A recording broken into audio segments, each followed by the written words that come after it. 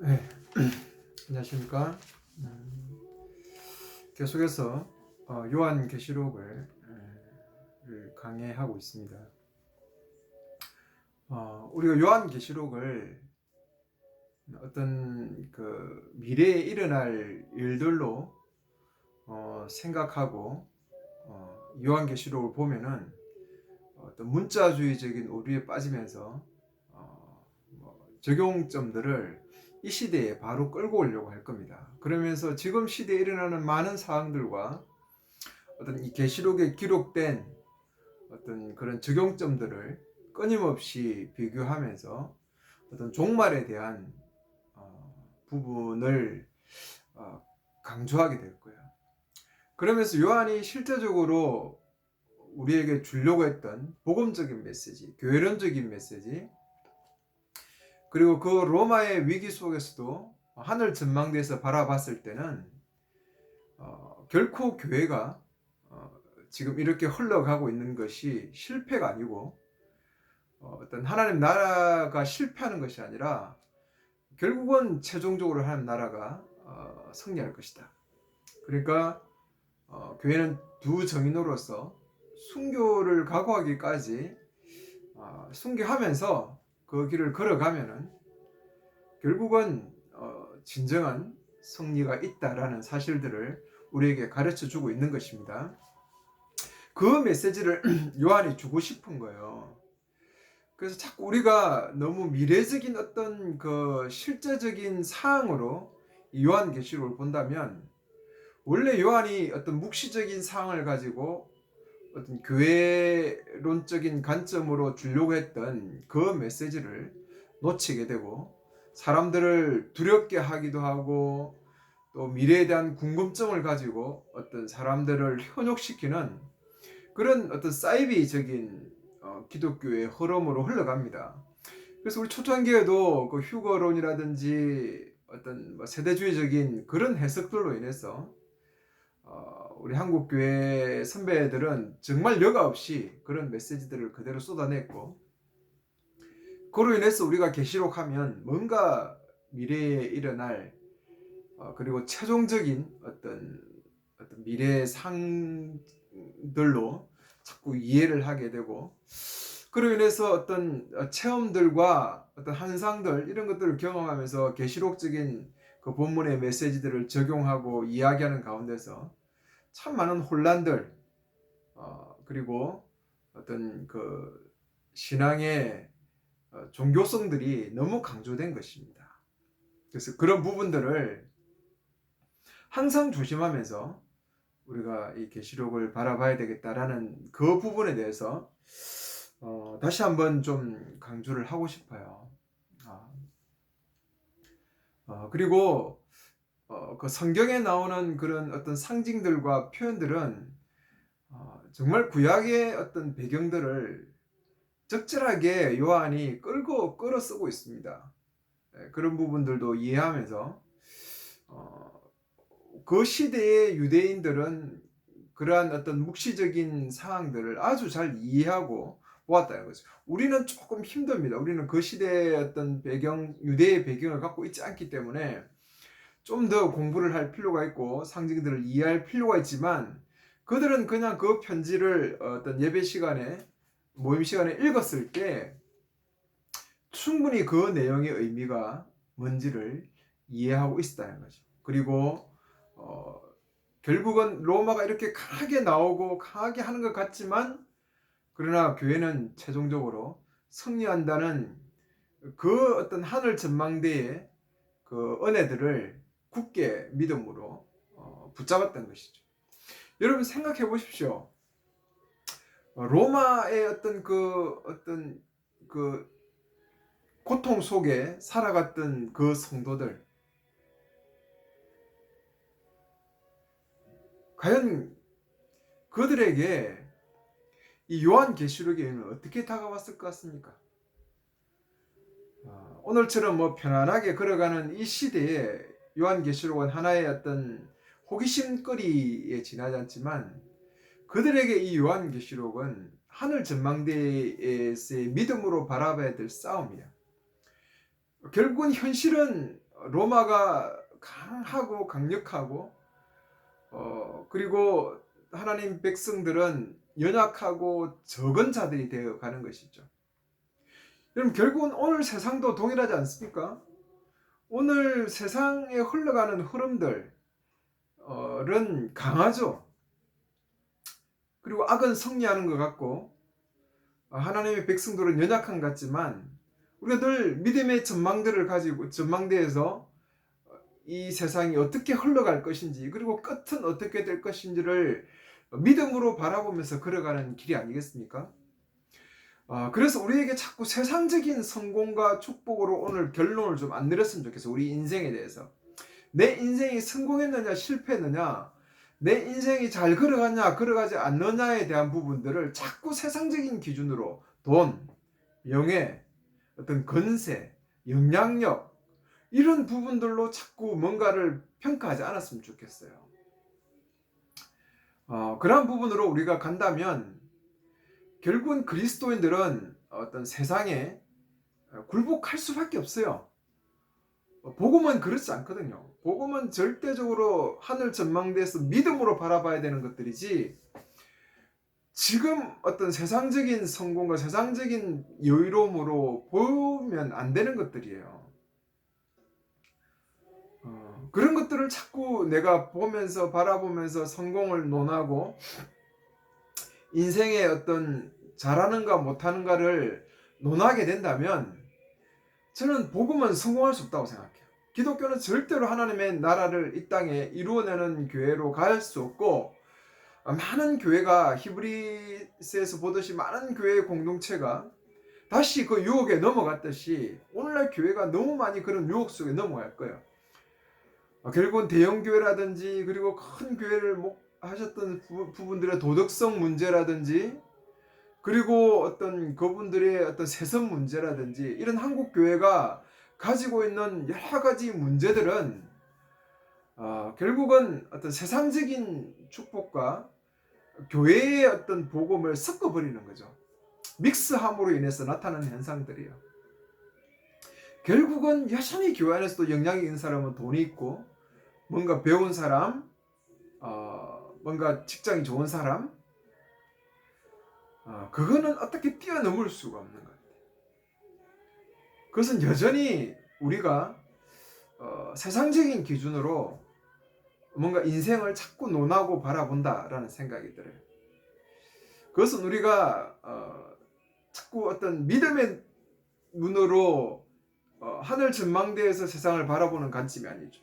오늘 우리가 이 심판을 이야기하지만 하늘 전망대에서 바라보는 심판이 아니면 여전히 현실은 답답하겠죠. 왜? 끊임없이 순교는 일어나고 있고 재산은 몰수당하고 그런 성도들의 삶은 비참하게 흘러가고 있는 그 상황인데 거기서 이 요한계시록의 어떤 하늘 전망대에서 믿음으로 바라보는 어떤 그 복음의 그 오묘함들을 설명해 주는 것이잖아요. 그리고 심판은 이미 시작되었다라고 이야기하는 것이죠. 로마가 강력한 힘을 가지고 있는데 근데 실제로 우리가 지금에 지나서 바라보면 로마도 사라졌잖아요. 위대한 세상의 나라들, 권력을 가지고 있는 나라들은 사라지지만 그러나 여전히 교회는 살아있죠. 물론 교회가 타락도 하고 무너지기도 하고 가톨릭이 무너지고 타락하고 이렇게 변질되어 왔지만 그러나 그 속에 참 교회들은 있죠. 초대교회의 그 위용들을 놓지 않기 위해서 순교하면서까지 그 교회 본질을 지켜가려고 하는 그런 기독교의 흐름은 늘 있었습니다. 물론 우리가 너무 어떤 정통적인 기독교의 교회사만 봐서 그렇지 제가 좋아하는 책 중에 순례하는 자들이라는 책이 있는데 거기에 보면 우리 어떤 정통적인 교회사가 아닌 이런 그 참교회 초대교회의 그 본질을 지키려고 했던 사람들의 교회사가 있어요. 여전히 오늘날도 그런 교회들이 존재합니다. 그래서 세상적인 기준에서 볼 때 그들은 미흡하고 미비하고 힘이 없는 것 같지만 여전히 하늘 전망대에서는 이미 하나님의 심판은 시작되고 최종적인 승리는 이미 십자가로 이루었죠. 그리고 그것을 확인하는 시간이 결국은 재림이지 않습니까? 그 어떤 중간 속에 지금 교회의 시대가 놓여 있는 것이고, 그래서 교회는 끊임없이 이 이중고 속에서 믿음으로 버텨나가야 되죠. 그래야 최종적인 그 하나님의 혼인잔치에서의 그 영광들을 맛보게 되는 것입니다. 그래서 우리가 요한계시록을 너무 어떤 그 현실적인 부분으로 좀 적용하지 말자, 이 부분 드리고, 너무 세상적인 복과 세상적인 그 화려함들이 뭔가 어떤 인생의 다인 것처럼 자꾸 좀 조장하지 말자. 그래서 교회가 전하는 복음이 결국 세상적인 성공과 자꾸 연결시키려고 하는 부분들은 저는 좀 안 했으면 좋겠어요. 세상의 성공은 세상의 성공이에요.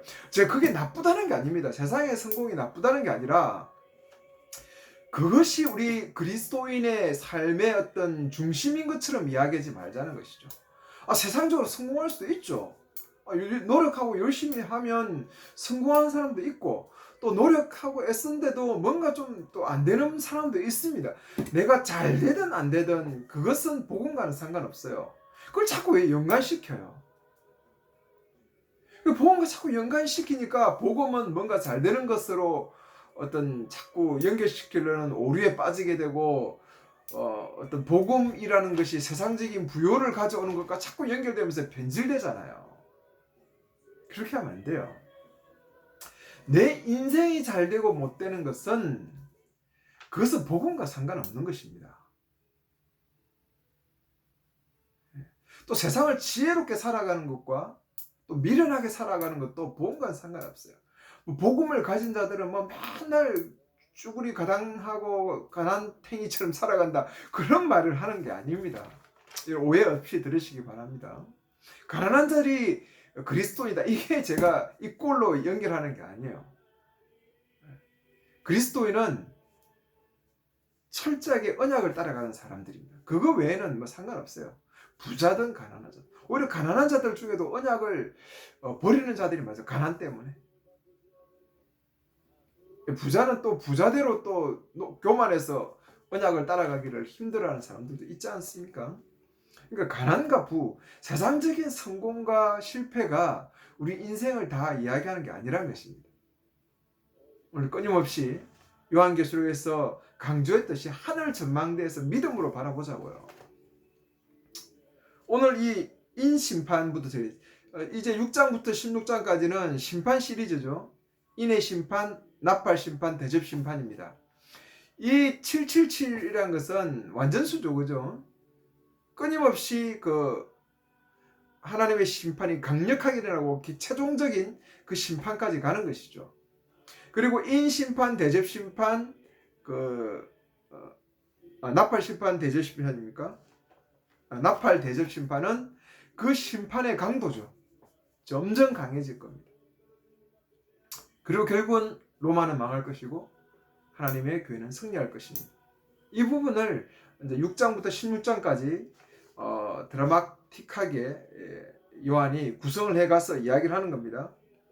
6장 1절에 보니까 그 어린 양이죠. 어린 양이 예수 그리스도의 심판이 시작되죠.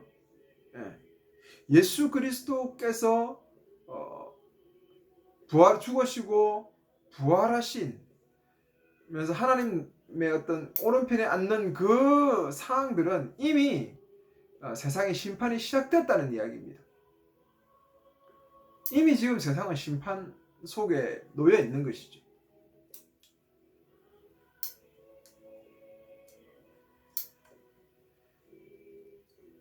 그 심판 속에 내 생물 중 하나, 내 생물이라는 게 들어가죠. 생물은 뭘 상징한댔습니까? 이 땅 인류를 상징한댔죠.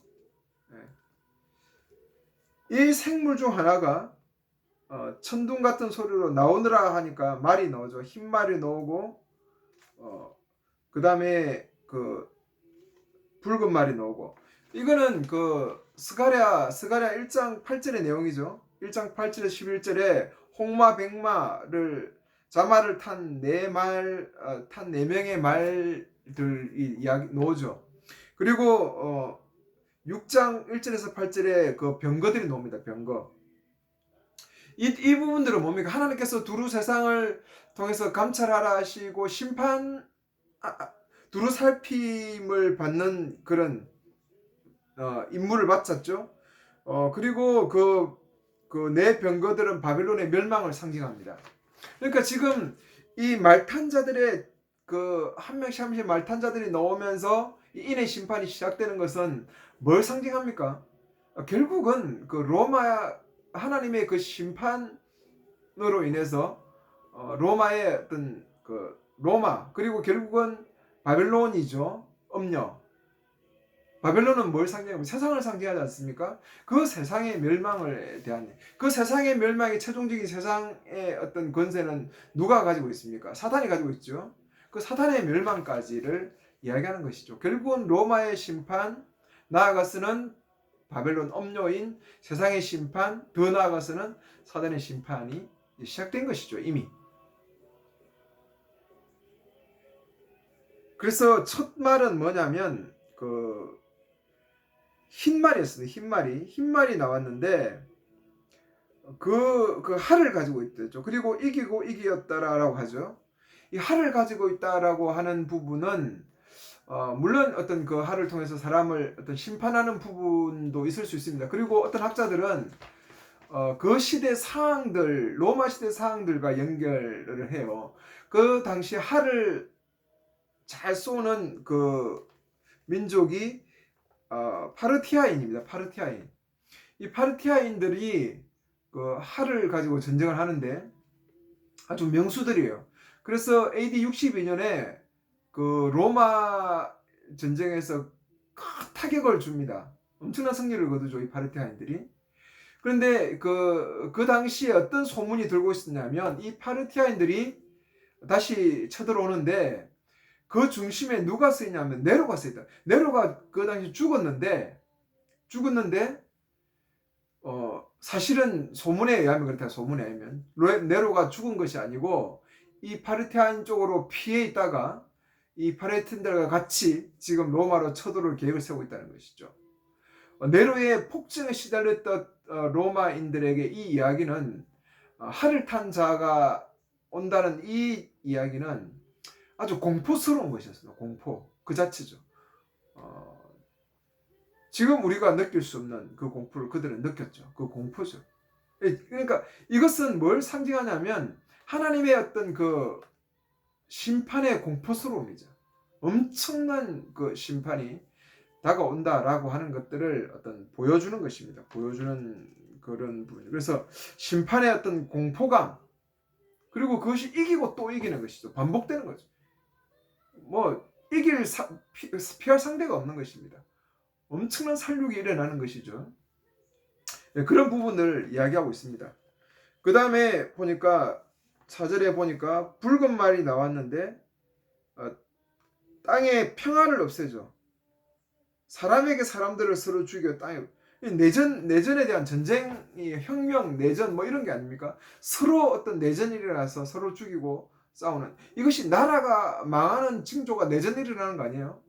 지금도 우리 주변에 어떤 나라에 내전이 일어나면 그 나라가 뭐 온전합니까? 내전이 일어났죠. 우리나라에서도 전쟁이 일어나면 어떻겠습니까? 완전히 피폐되는 것이죠. 그래서 그 붉은 말이 나타났을 때 평화를 없애죠. 큰 칼이 주어졌는데 그 큰 칼을 통해서 전쟁이 일어나고 사람을 죽이는 것이죠. 그리고 5절에 보니까 세 번째 했을 때 검은 말이 있는데 그 위에 앉은 사람은 저울을 가지고 있죠. 근데 그 소리가 났는데 뭐냐면 밀 4분의 1이 한 데나리온이고 보리 3분의 1이 한 데나리온이다. 이 한 데나리온은 뭡니까? 한 데나리온은 그 당시 노동자의 품삯이죠. 뭐 지금 이야기하면 뭐 거의 한 14만에서 15만 원 정도 되겠죠. 그러니까 그냥 한 끼에 먹는 그 밀, 그 보리를 엄청난 이 8배 뭐 엄청난 돈을 주고 사게 되는 것이니까 이것은 그냥 그 뭐 기근이죠. 기근을 이야기하는 거죠. 풍흉작입니다. 그러니까 돈을 엄청 주고 옛날에는 돈 조금 주고 사 먹던 걸 엄청 주고 사 먹는 거죠. 그래서 사람들이 어떤 일을 하냐면 그 여기 보면 뭡니까? 올리버 기름과 포도주는 해하지 말라 했죠. 이 말이 무슨 이야기겠습니까? 그러니까 이제 그 다 그 뭡니까? 어, 흉작이 들고 보리가 그렇게 귀하게 되고 밀이 귀하니까 이 올리브 나무와 포도나무를 다 베버리고 거기다 보리와 밀을 심는 거죠. 얼마나 기근이 엄청났으면 그렇겠습니까? 이 기근 전쟁 뭐 이런 어떤 화를 통해서 죽이는 이런 부분들은 다 그 심판에 대한 구약적인 상징들 아니겠습니까? 하나님의 심판이 이렇게 참혹하게 나타난다는 것이죠. 그래서 실제적으로 그 도미니안 황제 때 그 이런 그 감람나무와 포도나무를 제하고 그것에 보리를 심게 했던 일이 실제로 일어났다고 합니다. 그래서 그런 부분들을 보면서 이것이 얼마나 심판이 심각한가에 대한 부분들을 그 당시 사람들은 충분하게 느낄 수 있었다는 것이죠. 그리고 네 번째 말은 청황색 말이죠. 8절에 푸르스름한 말입니다. 죽음이라는 걸 쓰는데 땅의 4분의 1을 지배하는 것에 주어졌고 칼과 기근과 사망과 땅의 짐승들 이건 다 구약에 있는 저주의 상징들을 모아놓은 것이죠. 네. 칼, 기근, 사망, 땅의 짐승에 의해서 이건 언약적인 저주에 대한 하나님의 심판에 대한 이야기지 않습니까? 그래서 이 심판에 대한 부분들의 참혹성을 이 유대인들은 충분히 알 수 있는 것이죠. 그리고 다섯 번째 봉이 되었을 때 하나님 말씀을 증언하였기 때문에 죽임을 당한 순교자들이죠. 이 영혼들이 제단 아래서 부르짖죠. 주님 언제까지 그 땅에 사는 자들을 심판하고 우리의 피를 갚아주시겠습니까? 라고 울부짖습니다. 그러니까 지금 이 부분은 지금 그 전쟁의 참혹성으로서 종말한 쪽이 심판에 대한 이야기로 나아가는 거잖아요. 그러니까 이게 어떤 심판의 어떤 순서를 지금 이 7회인 심판에 이야기하는 게 아니라 그 전쟁의 어떤 깊이, 참혹성으로 어떤 점진적으로 나아가는 것이죠. 그러니까 제일 첫 번째 인을 떼니까 백마가 나타나는 것은 어떤 심판의 공포심, 두 번째 인을 뗄 때는 전쟁의 어떤 전쟁을 일으키고 그 다음 세 번째는 기근, 네 번째는 전쟁, 기근, 사망, 그리고 짐승 등의 어떤 죽음을 대한 어떤 심판. 이것은 강도가 계속 좀 짙어지는 거잖아요. 그리고 결국은 다섯 번째 순교자들의 신원하는 것, 신교들의 어떤 그 신원의 응답으로서 어떤 종말론적인 심판으로 지금 나아가는 것이죠. 그렇게 어떤 심판이 계속해서 깊어지고 최종적인 심판으로 그 심판이 나아가는 것에 대한 그 심판의 점진성을 지금 이 내용들이 보여주고 있죠. 그리고 여섯 번째 인을 뜰 때 그 심판의 영역이 땅과 우주로 나타나죠. 땅과 우주로. 큰 지진이 나고 해가 흩어지고 온 딸이 피가 같이 되고 하늘의 별들이 무화과나무가 대풍이 흔들려서 가실이 떨어지고 하늘의 종이 하늘이 흔들리고 그죠? 무너지고. 자, 이런 부분들은 다 어떤 내용과 연관되어 있습니까? 이런 이미 로마에 의해서 예루살렘이 멸망당할 때 그 마태복음 그 13장 24장 29절 마태복음 13장 24절 25절에 이미 그 예루살렘의 예언을 멸망을 이야기할 때 썼던 표현들이고 구약의 내용들이잖아요. 뭐 달이 피같이 되고 그죠? 별이 떨어지고 이런 부분들은 그 심판의 어떤 현저함입니다. 유대인들은 충분히 알 수 있죠. 이 내용들이요. 자기들 경험했기 때문에. 로마에서 그 예루살렘 성이 무너질 때 그 처참한 환경들, 그리고 구약에서 언약적인 저주들을 이미 이들은 다 알고 있는 거죠. 그러니까 그 심판이 얼마나 처절한지에 대한 부분들을 로마인들은 알고 있습니다. 예수 그리스도께서 이 로마에 대한 그 세상에 대한 심판을 이렇게 철저하게 이루어 내실 것에 대한 이야기를 하고 있는 것입니다. 그래서 이것은 결국 로마는 멸망될 것에 대한 이야기죠. 그로 인해서 그 땅의 임금들과 왕족들과 장군들과 부자들, 강한 자들과 종과 지주자들의 진노의 큰 날을 인해 누가 능히 스리워하더라라고. 그 강력한 심판 앞에서 두렵고 큰 고통의 어떤 그 강력함 앞에서 누가 서겠느냐는 것이죠.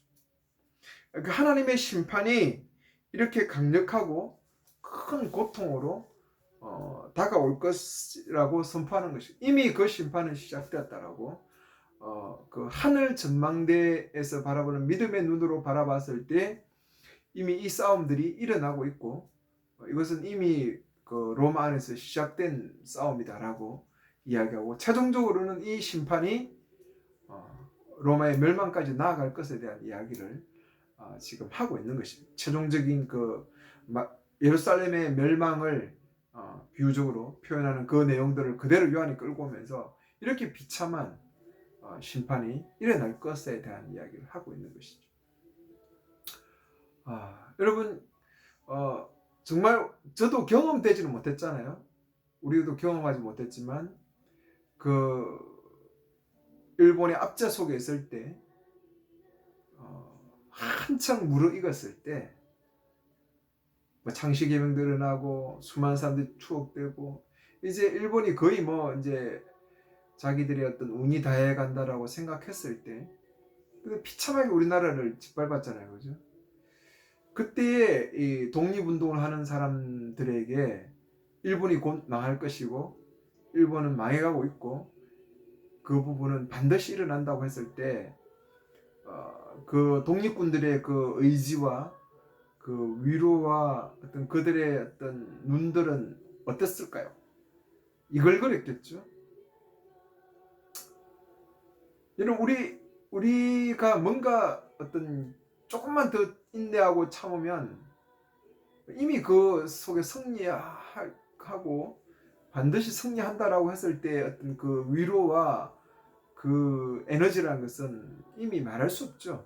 일상적인 상황에서도 그런데 결국은 어떤 그 신앙의 최종적인 그 현실 앞에서 이 하늘 전망대의 믿음의 고백들을 듣는 그 로마에서 지금 고통당하고 있는 하나님의 공동체는 정말 큰 위로와 어떤 도전정신, 그래 끝까지 싸우자라고 하는 그 피 끓는 의지들이 생기지 않았을까라고 생각합니다. 그럼 결국은 심판은, 세상과 사단은 망하죠. 그리고 심판하고 지금 이미 심판이 진행되고 있습니다. 우리가 가는 길이, 언약의 백성들의 길이 만만치는 않습니다. 그러나 오늘 교회가 이 세상 속에서 하나님의 어떤 그 나라의 표지, 하나님의 최전선, 하나님 나라를 보여주는 최전선에 있는 교회로서의 어떤 그 자긍심을 가졌으면 좋겠어요. 그리고 반드시 이 언약을 쫓아가는 교회 공동체는 하나님께서 반드시 승리하게 하실 것이고 그 승리를 맛보게 될 것입니다. 자꾸 그 현실의 어떤 현장만을 생각하지 마시기 바랍니다. 오늘도 요한이 우리 공동체에게 들려주고 있습니다. 네가 지금 걸어가는 이 길은 영광스러운 길이고 최종적인 승리의 길이다 라고 이야기해주는 그 소리죠. 여러분, 자꾸 세상적인 성공, 세상적인 어떤 것의 어떤 기준으로 우리를 평가하지 마시고 끝까지 좀 혼합되지 않는 메시지를 가지고 복음 안에서 걸어갔으면 좋겠습니다.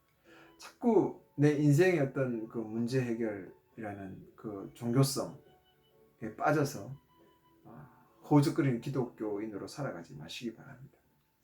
여러분의 기도 제목도 내 인생의 문제에 대한 기도가 아니라 오늘 어떻게 하면 교회가 하나님 나라의 정신을 보여줄 수 있는지, 내 공동체가 그런 모습을 이루어낼 수 있을까?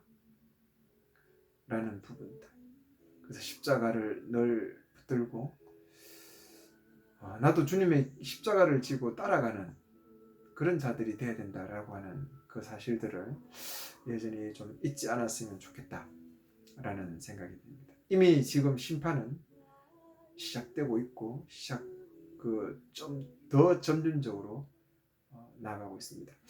아직 우리 속에는 좀 더 가슴 깊이 그 어떤 위로가 전달되지 않지만, 그러나 그 시대를 1세기를 살아갔던 구약의 그 배경과 그 예루살렘의 그 심판을 철저하게 목도했던 유대인들에게 이 메시지는 정말 좀 더 선명하게 다가왔을 것이고, 그 1세기의 사람들에게 이 메시지는 정말 엄청난 위로와 격려가 되었을 것이다.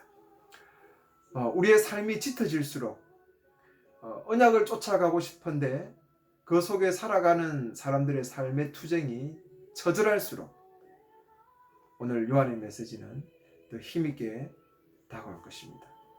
믿음으로 그 메시지를 붙잡고 정말 용기 있게 일어서는 그런 믿음의 언약 공동체들이 되었으면 좋겠습니다. 언약 공동체 파이팅입니다.